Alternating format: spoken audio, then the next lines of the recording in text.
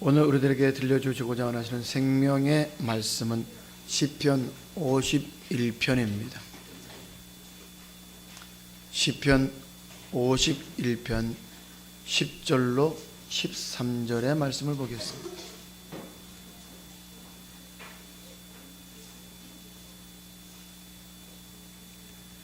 하나님이여, 내 속에 정한 마음을 창조하시고 내 안에 정직한 영을 새롭게 하소서. 나를 주 앞에서 쫓아내지 마시며 주의 성신을 내게서 거두지 마소서. 주의 구원의 즐거움을 내게 회복시키시고 자원하는 심령을 주사 나를 붙드소서. 그러하면 내가 범죄자에게 주의 도를 가르치리니 죄인들이 주께 돌아오리이다. 아멘. 오늘 우리들에게 주시고자 하시는 생명의 말씀의 제목은 영혼의 자가 진단입니다. 우리는 육신의 병에 진상이 나타나게 되면 병원에 가서 치료받기를 원하고 40세가 넘어가게 되면 1년에 한 번씩 건강검진을 통해서 우리를 점검해 보기를 원합니다. 그러나 많은 사람들이 육신에 대해서는 이렇게 관심을 갖고 있는데 영혼에 관해서는 아무런 관심도 없이 신앙생활하는 것을 보게 된다 이 말입니다. 여러분, 예수 믿으면서 1년에 한 번씩 내 영혼이 병들어 있는지 아니면 건강한지 점검해 보셨어요? 그런 적 있어요?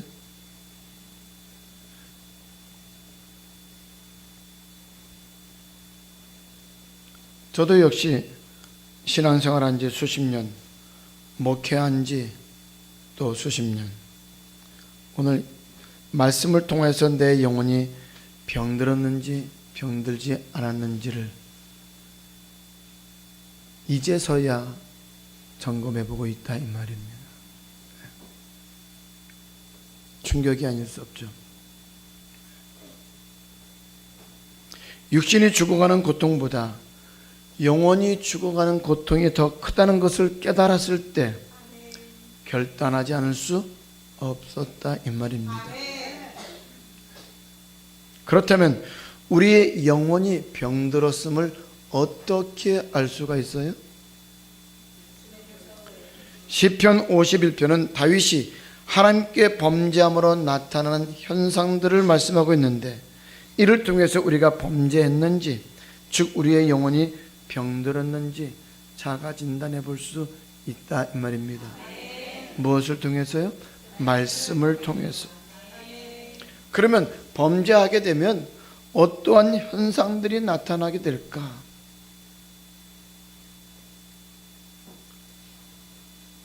우리가 죄를 범하게 되면 첫 번째로는 정직한 영이 사라진다라고 말씀하고 있습니다. 10절입니다.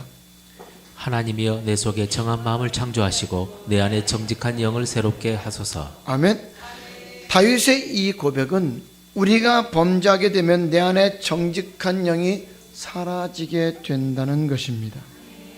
죄를 범하게 되면 죄의 종이 되어서 불순종하는 아들들 가운데서 역사하는 영, 곧 마귀의 지배를 받을 수밖에 없는데 이 마귀는 거짓말장이요 거짓의 아비라고 말씀하고 있습니다.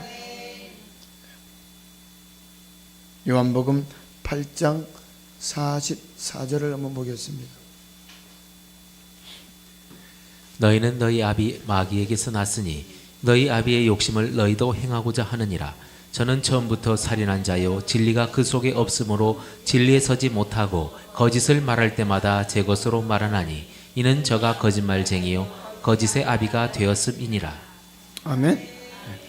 그래서 범죄하게 되면, 우리가 죄를 짓게 되면 우리 안에서 정직한 영이 사라지게 되고 거짓 영이 들어와서 거짓말과 행동을 하게 된다는 것입니다. 그렇다면 하나님과 함께 했을 때, 즉 하나님의 말씀에 순종했을 때 다윗은 하나님께 어떻게 인정을 받게 됐어요? 하나님의 마음에 합한 자라고 인정을 받게 되어졌죠. 그랬는데 그러한 다윗이 범죄했을 때는 어떤 행동을 하게 됩니까? 사무엘하 11장을 보겠습니다.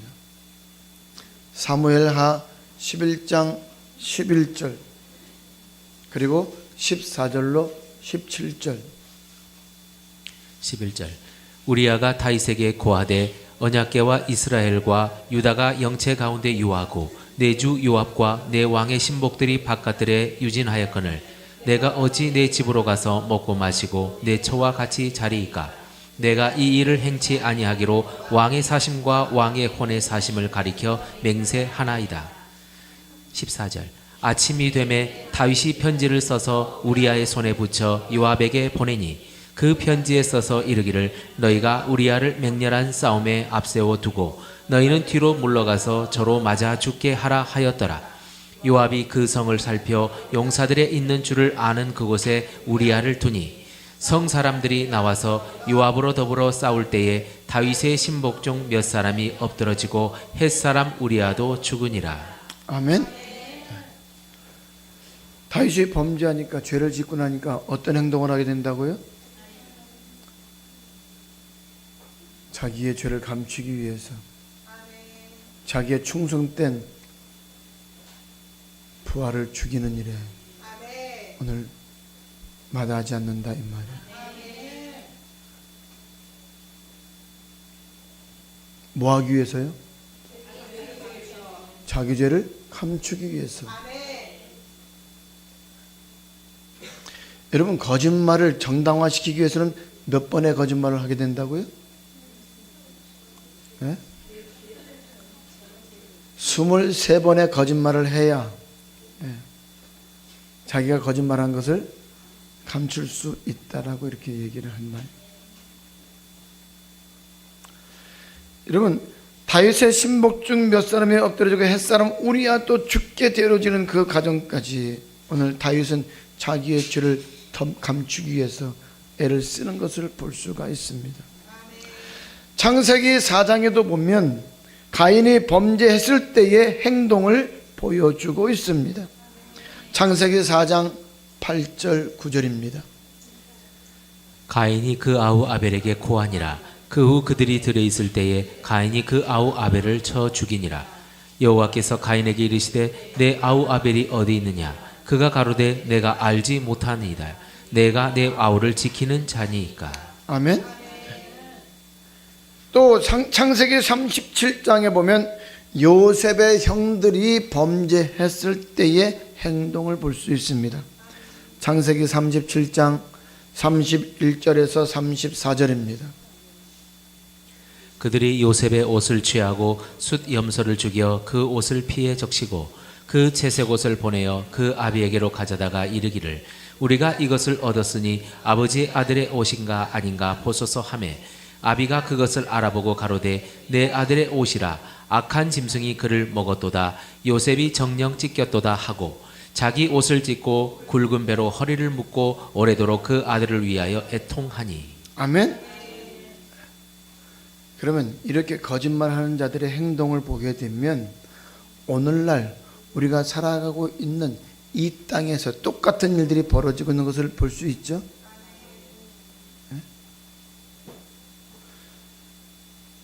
우리가 볼 수 있을 뿐만 아니라 나 자신의 삶 속에서도 우리의 가정 속에서도 우리 자녀들을 통해서도 아니 나를 통해서도 볼 수 있다 이 말입니다.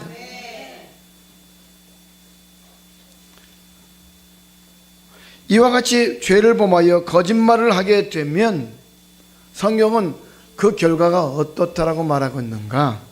요한계시록 21장 8절입니다.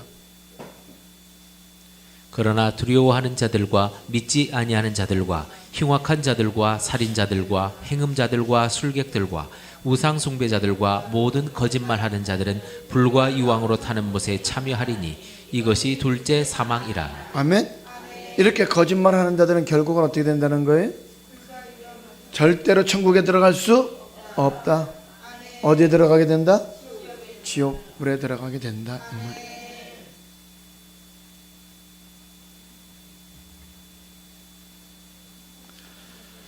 두 번째로 우리가 죄를 범하게 되면 어떤 행동을 하느냐? 주님과 함께함을 느끼지 못하게 된다 이 말입니다. 시편 51편 11절입니다. 나를 주 앞에서 쫓아내지 마시며 주의 성신을 내게서 거두지 마소서. 이는 말씀에 불순종하여 죄를 범하였을 때는 하나님께서 우리를 그 앞에서 쫓아내심으로 말미암아서 하나님께서 나와 함께 하시는 것을 느끼지 못한다는 것입니다. 창세기 3장에서도 보면 아담과 하와가 하나님의 말씀에 순종하여 살아갔을 때는 아침과 저녁으로 어떻게 했어요? 하나님을 뵙고 교제할 수 있었어요. 그런데 하나님의 언약을 어기는 범죄를 하게 되었을 때는 어떻게 됐어요? 에덴 동산에서 쫓겨나게 되었고 세상에서 수고와 고통을 겪어야만 먹고 살 수 있게 된 것을 볼 수가 있다 이 말입니다. 창세기 3장 23절입니다. 여호와 하나님이 에덴 동산에서 그 사람을 내어 보내어 그 근본된 토지를 갈게 하시니라. 아멘.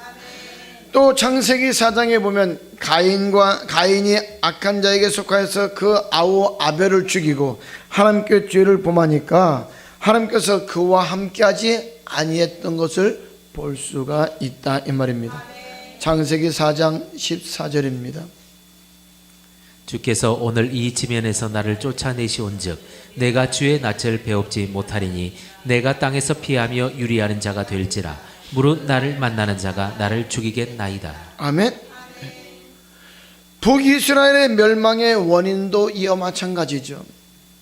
하나님께서 수많은 선지자들을 보내시면서 하나님께로 돌아오기를 원하여 기다리셨지만 계속하여서 하나님을 떠나 악을 행함으로 말미암아 멸망시킴으로 고통 가운데 있게 하시는 것을 볼 수가 있다 이 말입니다. 열왕기하 17장입니다. 열왕기하 17장 7절. 이 일은 이스라엘 자손이 자기를 애굽에서 인도하여 내사 애굽 왕 바로의 손에서 벗어나게 하신 그 하나님 여호와께 죄를 범하고 또 다른 신들을 경외하며 13절 14절.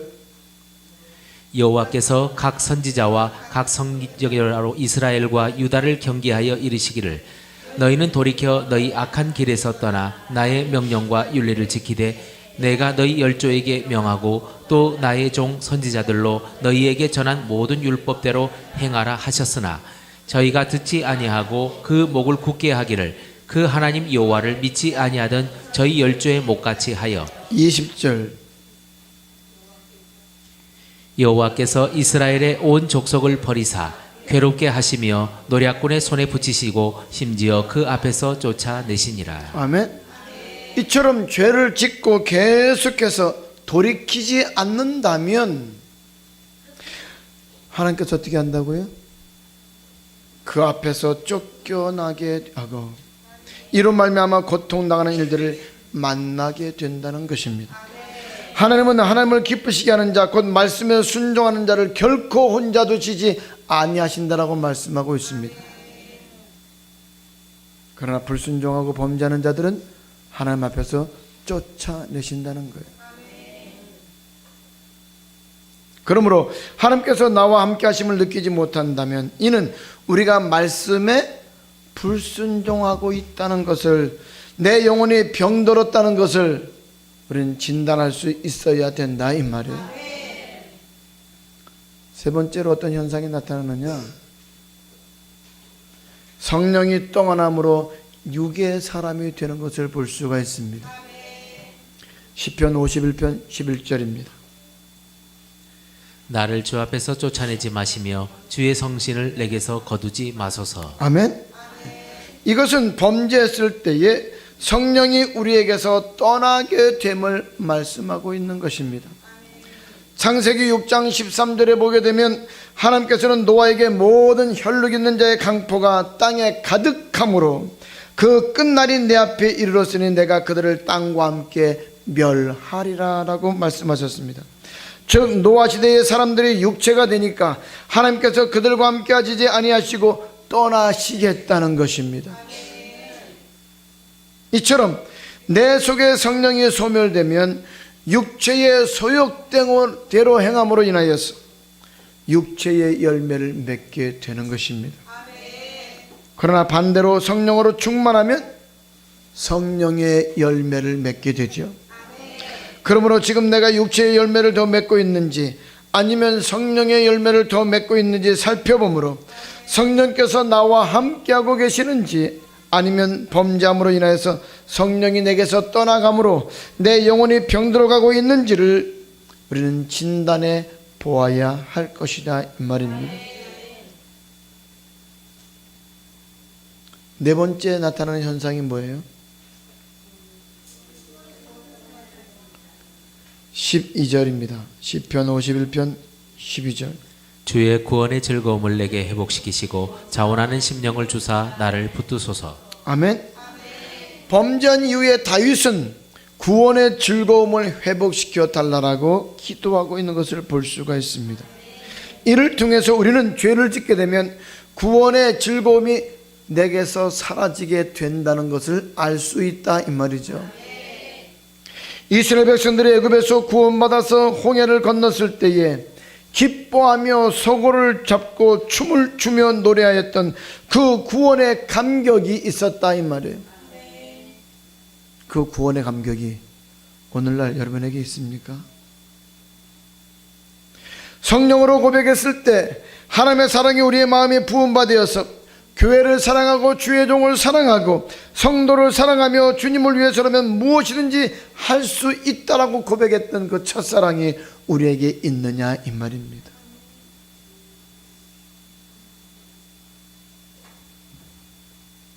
그런데 범죄하게 되면 그 구원의 즐거움이 사라지고 사랑을 잃어버리게 된다 이 말이죠. 곧 내 영이 뭐 했다는 거예요? 병들었다는 거예요. 계시록 2장 4절 5절입니다. 그러나 너를 책망할 것이 있나니 너의 처음 사랑을 버렸느니라. 그러므로 어디서 떨어진 것을 생각하고 회개하여 처음 행위를 가지라. 만일 그리하지 아니하고 회개치 아니하면 내가 내게 임하여 내 촛대를 그 자리에서 옮기리라. 아멘. 우리의 기준으로 볼 때는 에베소 교회의 성도들의 믿음은 대단한 것입니다. 아마 오늘날 이와 같은 믿음을 찾아보기 힘들 정도의 믿음을 가지고 있었던 성도들이었다 이 말입니다. 그런데 주님은 그들을 향해서 뭐라고 말해요? 너에게 책망할 것이 있다. 왜 책망할 것이 있느냐? 처음 사랑을 잃어버렸기 때문이다. 그러므로 처음 사랑을 어디에서 잃어버렸는지 너희가 생각하고 회개하여 처음 행위를 가지라고 말씀하고 있다 이 말입니다. 왜요? 만일 그렇게 하지 않으면 어떻게 하신다고요? 내가 너에게서 떠나시겠다 이 말이죠. 그러므로 다시 그 구원의 즐거움을 회복하고 처음 사랑을 회복하기 위해서 어디서 떨어진 것을 생각하고 회개하여 처음 행위를 가질 수 있어야 된다는 것입니다.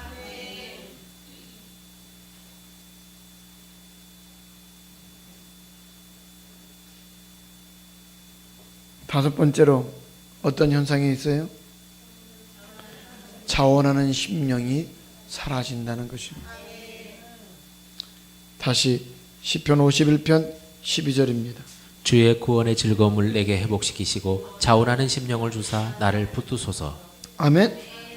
범죄한 이후에 다윗은 자원하는 심령을 회복시켜 달라고 기도하고 있음을 볼 수 있습니다. 즉 우리가 죄를 범하면 어떤 현상이 나타난다고요?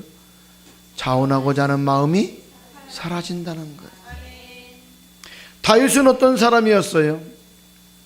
사무엘상 17장을 보게 되면 다윗 곁에 있던 사람들에게 말하라 그러되 이 블레셋 사람을 죽여 이스라엘의 치욕을 취하는 사람에게는 어떤 대우를 하겠느냐? 이해할래 없는 블레셋 사람이 누구간데 사시는 하나님의 군대를 모욕하겠느냐라고 하면서 오늘 다 두려워서 벌벌 떨고 있는 골리앗을 향하여 싸우러 나아가겠다고 자원했다 이 말입니다.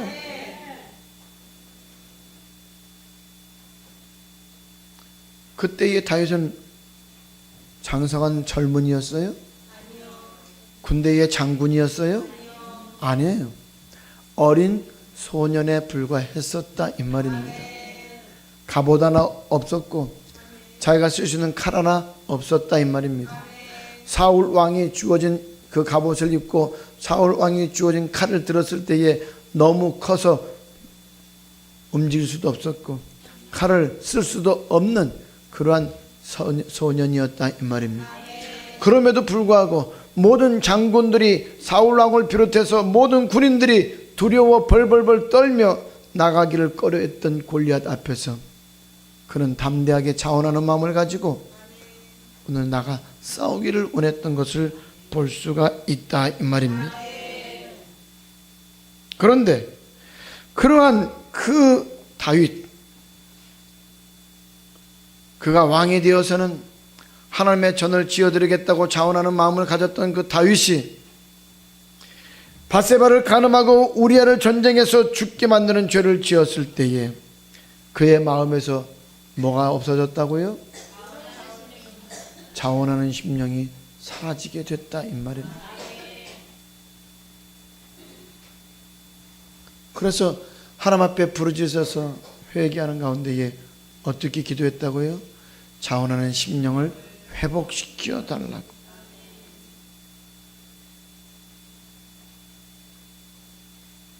여러분은 자원하는 심령이 있나요?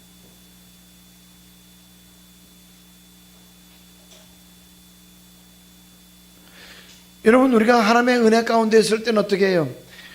오늘 오라고 말하지 않아도 교회 가고 싶고, 그죠?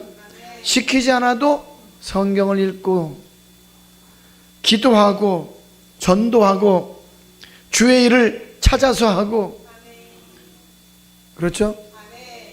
그런데 그것이 사라졌다면, 시켜도 하고 싶지 않은 마음을 가지고 있게 됐다면 우리가 어떻게 됐다는 거예요 지금?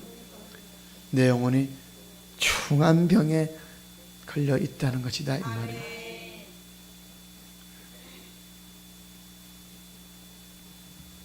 그렇다면 우리는 어떻게 해야 돼요?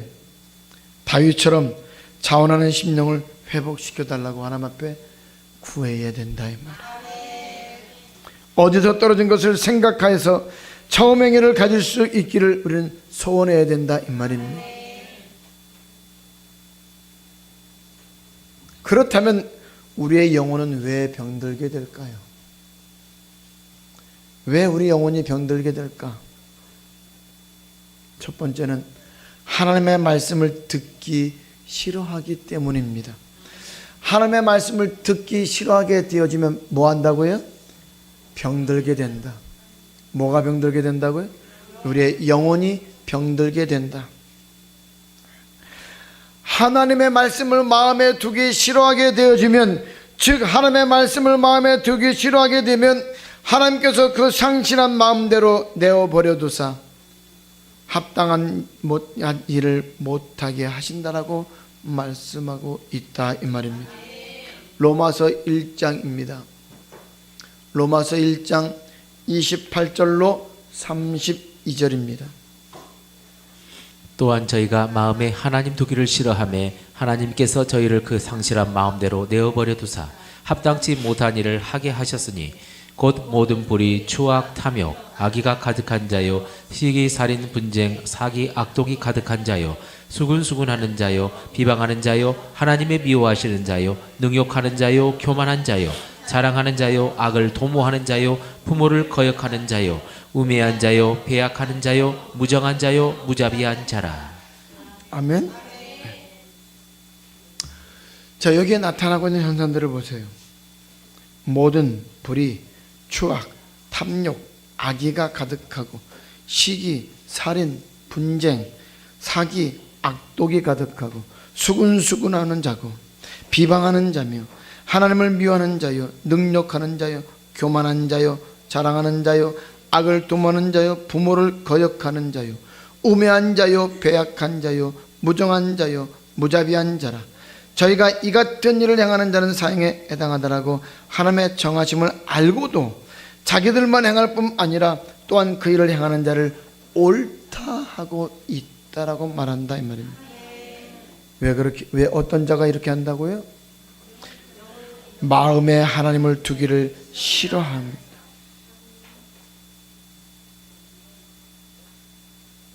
우리의 영혼이 병들게 되는 것은 하나님의 말씀을 듣고 하나님의 말씀대로 순종해야 될 우리가 하나님의 말씀을 듣고 그 하나님의 말씀을 마음에 두기 싫어하기 때문이다 이 말입니다.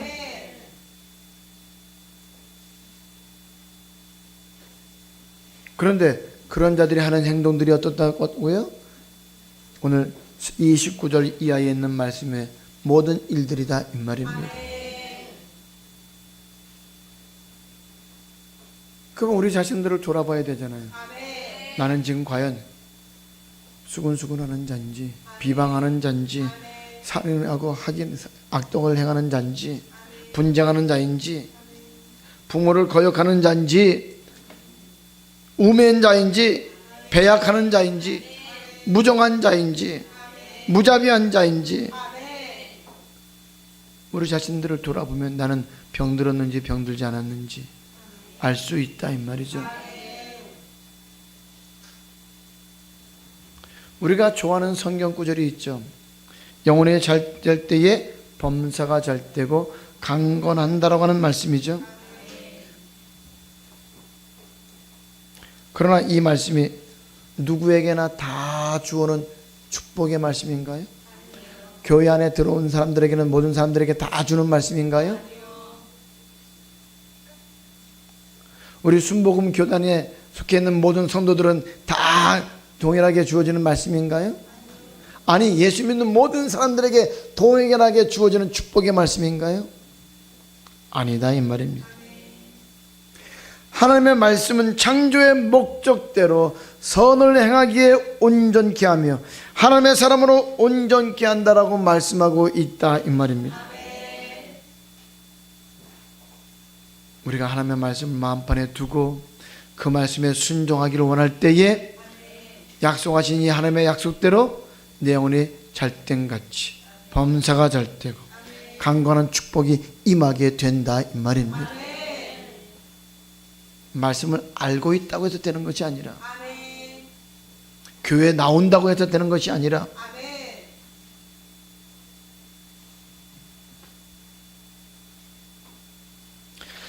또한 하나님의 말씀을 마음에 두려면 날마다 성전에 모이기를 힘쓰며 쉬지 말고 기도해야 된다 이 말입니다. 왜? 날마다 성전에 모이기를 힘쓸 때 성전에서 선포되는 여호와 경외하는 법을 배울 수가 있다 이 말입니다. 뿐만 아니라 쉬지 않고 기도할 때에 성령의 충만함을 받아서 육신이 연약하여 할 수 없는 법까지 지킬 수 있기 때문이다 이 말입니다. 그래서 초대교회 성도들은 어떻게 했어요? 날마다 성전에 모이기를 힘썼다 이 말입니다. 성전에 모여서 뭐 했어요? 사도들의 가르침을 받았어요.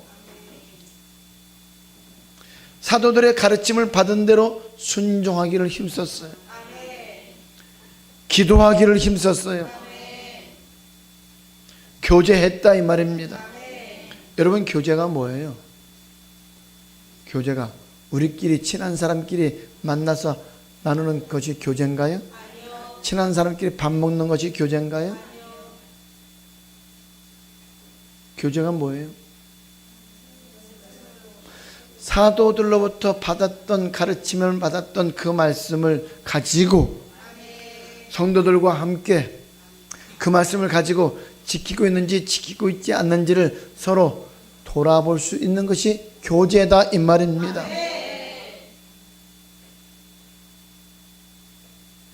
그냥 친한 사람들에게 밥 먹고 그냥 친한 사람까지 함께하는 것은 세상 사람들이 하는 교제고, 예수 믿는 우리들이 하는 교제는 뭐라고요? 사도들의 말씀을 가르침을 받은 것을 가지고 그 말씀대로 순종하고 있는지 순종하고 있지 않는지 우리 자신들을 피차 권면하는 그러한 관계가 교제다 이 말입니다. 할렐루야. 그래서 그 말씀을 우리 마음속에 두기 싫어한다면 우리가 뭐였다는 거예요? 병들었다는 거예요. 반드시 말씀 두기를 싫어하는 사람들은 병들게 되어져 있다 이 말입니다.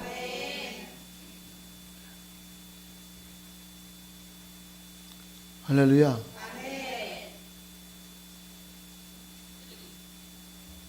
이걸 바꾸고 말하면 건강한 사람은 뭐 한다는 거예요?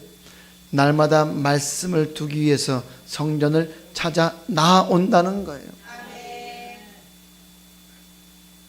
뭐 하기 위해서 온다는 거예요?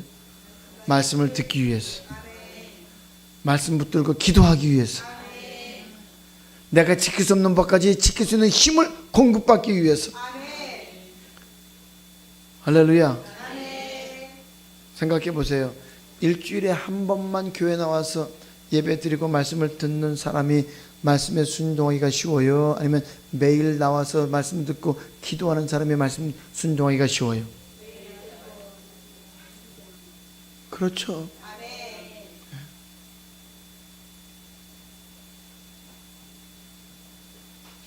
그래서 모이기를 힘쓰라는 거예요. 그래서 히브리서 10장에서는 마지막 때가 될수록 어떻게 하라고요? 모이기를 피하는 어떤 사람들과 같이 하지 말고 그날이 다가오면 볼수록 더욱 모이기에 힘쓰라라고 말씀하고 있다 이 말입니다. 할렐루야. 두 번째로 왜 우리 영혼이 병들게 되느냐? 자신의 뜻과 생각, 자신의 유익을 따라서 행하기 때문이다 이 말입니다. 요한복음 7장 18절입니다. 요한복음 7장 18절. 스스로 말하는 자는 자기 영광만 구하되 보내신 이의 영광을 구하는 자는 참되니 그 속에 불의가 없느니라. 아멘. 교회의 유익이 된다면, 주의 종이 기뻐하는 것이라면 하나님의 영광을 따라가는 것이지만, 자기가 하고 싶은 대로 자기의 유익과 뜻을 따라가는 것은 불의가 넘치는 자기의 뜻이라고 말씀하고 있습니다. 야곱이 험악한 인생을 살았던 이유가 뭐예요?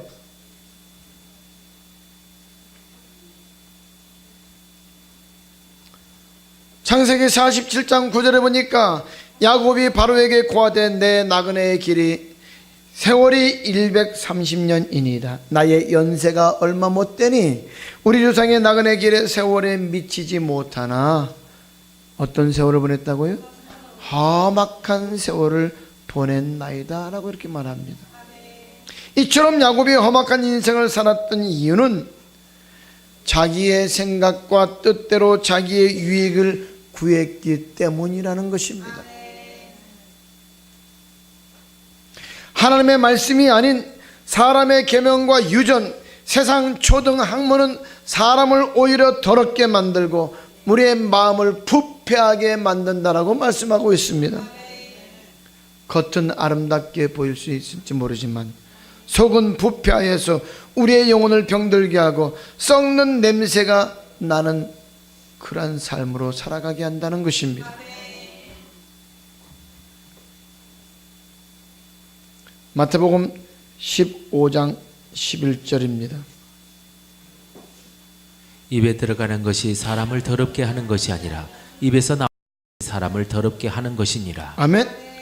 그래서 사도 바울은 이러한 모든 것들을 어떻게 했다고 그랬어요?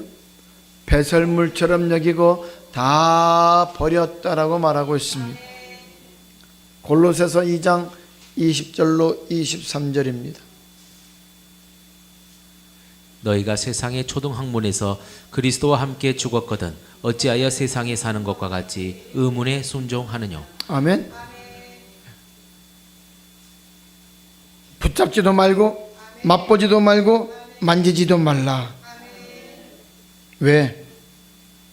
이것들은 조금도 유익을 줄 수 없는 것들이다라고 말씀하고 있다 이 말이에요. 그래서 사도 바울은 빌립보서 3장에서 이 모든 것들을 다 폐설물로 여겼다라고 말하고 있습니다. 빌립보서 3장 7절 8절입니다. 그러나 무엇이든지 내게 유익하던 것을 내가 그리스도를 위하여 다 해로 여길 뿐더러 또한 모든 것을 해로 여김은 내 주 그리스도 예수를 아는 지식이 가장 고상함을 인함이라. 내가 그를 위하여 모든 것을 잃어버리고 폐설물로 여김은 그리스도를 얻고. 아멘. 그러므로 우리의 영혼을 병들게 하는 것은 뭐냐? 하나님의 말씀을 쫓지 아니하고 내 생각과 내 방법대로 내 유익을 따라 행하는 일들이다 말입니다. 할렐루야. 그러므로 우리는 영혼을 병들게 하는 사람의 계명이나 자기의 생각이나 유익을 따라가지 말고 오직 영혼을 소생케 하는 하나님의 말씀만을 사모하고 그 말씀을 마음에 두기를 좋아하는 지혜로운 사람들이 되어야 될 줄로 믿습니다. 말씀을 맺도록 하겠습니다. 다윗은 바세바의 일로 범죄하였을 때에 정직한 영이 사라져서 거짓말을 하게 되었고 하나님이 쫓아내심으로 인하여 하나님과 함께하지 못함을 그는 느끼게 되었고 또한 성령이 떠남으로 육신의 소욕대로 살아가는 육의 사람이 되었고 구원의 즐거움이 사라지고 자원하는 심령이 사라져 버렸다라고 그는 이렇게 고백하고 있는 것입니다.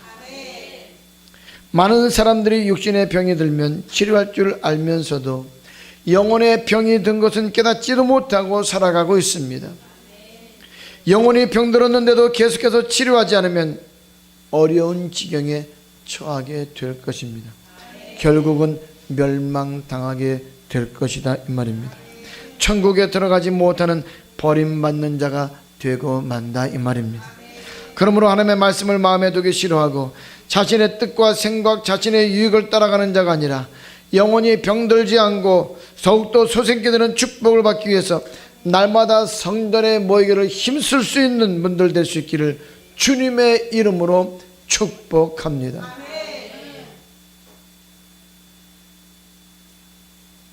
그래서 모이자 이 말이에요. 그래서 매일 주님 앞에 나와서 말씀을 듣자 이 말이에요. 할렐루야. 새벽 기도보다 저녁 기도를 하자는 이유가 뭐라고요? 요즘에는 시대가 변했기 때문에 저녁에 범죄하는 일들이 더 많다 이 말이에요. 그러니까 새벽에는 푹 자고 일어나서 직장 갔다가 저녁에 TV 앞에 앉아 있지 말고 술집에 들어가지 말고 친구들 만나지 말고 어디로 오라고요? 교회로 나와서 하나님 앞에 말씀 듣고 기도하자 이 말입니다. 할렐루야. 우리 자녀들도 마찬가지.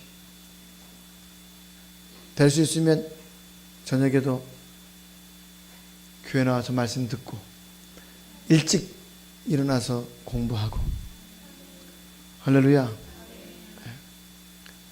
그래도 저녁 기도회 끝나고 들어가자마자 자면은 11시에는 자잖아요. 그죠? 11시에 자면은 5시에 일어나면은 충분하게 자네. 공부할 수 있네.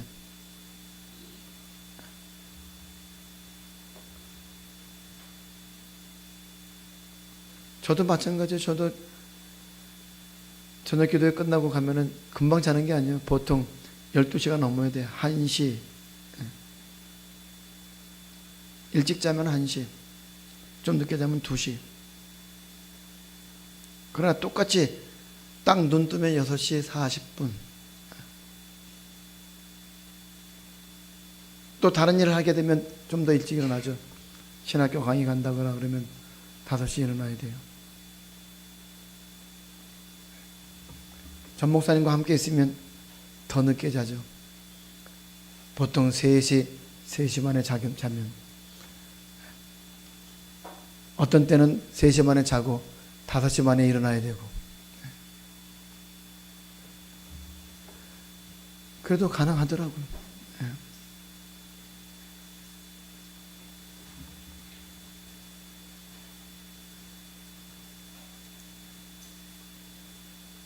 오늘 모욕이 힘쓸 수 있기를 주님의 이름으로 부탁합니다. 기도드리겠습니다.